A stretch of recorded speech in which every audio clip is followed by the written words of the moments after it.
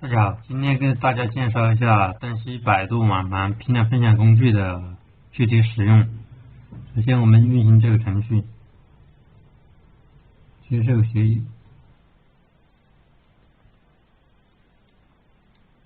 扫码登录。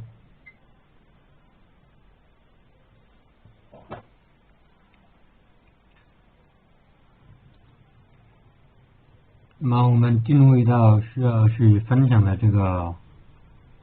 文件夹。那么我们定位进来之后，看一下参数设置。这个分享参数它可以分享，就是当前目录下所有文件及文件夹，当前目录下所有文件，当前目录下的所有文件夹，当前目录下所有文件及子文件夹里面就是所有的当前目录下所有文件，然后当前目录下所有文件夹就是所有这个目录下面所有的文件夹，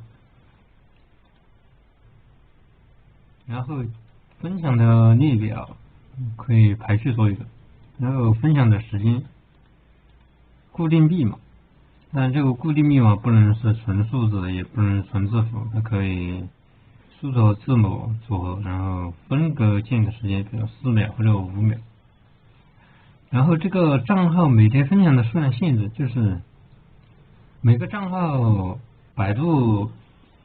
分享的数量是有限制，大概那个区间是在50到600之间。就是你实际分享测试出你的分享上限之后，你可以在这里设置一个合适的值，防止那个分享就超量的问题。比如说你分享的数量，你的账号当天只有300，那么你在这里设置一个280、290，然后你分享之后，它程序会自动停止，第二天你接着分享就可以了，这样它就没有那个分享就是要等待24小时的问题。然后导出的参数设置的话，可以选择文件名和分享地址、分享密码，把它合并成一列，可以导出来。最后再演示这个。然后我们就按默认的设置就行了。但还有另外一种用法，比如我只想分享某一个文件，那么我们勾选这种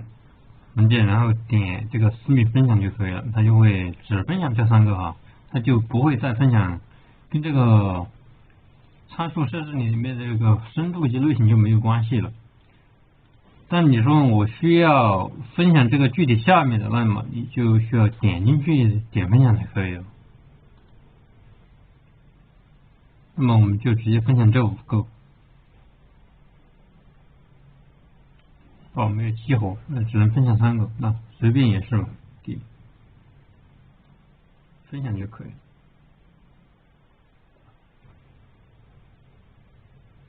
那么左下角有一个进度条，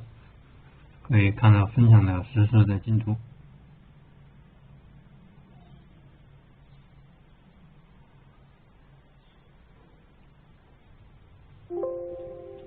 分享完了，我们在这个分享记录里面可以看见，这个就是具体的分享的链接。那么我们可以把它导出来，导到桌面上。它是一个 Excel 的电子表格。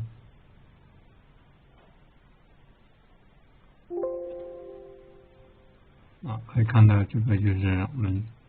具体分享的结果。对了，这个合并列，刚才我们在参数设置里面说了的，如果你选了之后，它就会合并到这里，然后导出来。然后还有一个循环分享的功能。